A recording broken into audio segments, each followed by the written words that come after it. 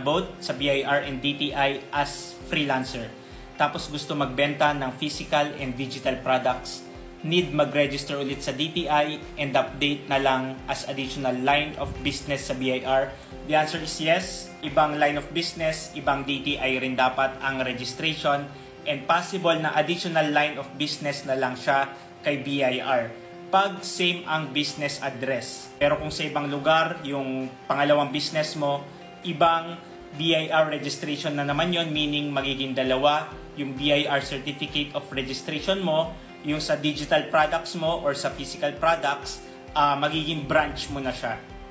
Next question, panibagong books of accounts and resibo ba ang gagamitin para sa new line of business? The answer is yes. Ibang resibo ang para sa products. And then, ayun, yung unang option, kung same business, pwede namang isa lang din yung books. Ia-add mo na lang doon yung income ng digital products mo. Pero kung hiwalay, ibang lugar yung business registration mo, ibang books din dapat yung doon.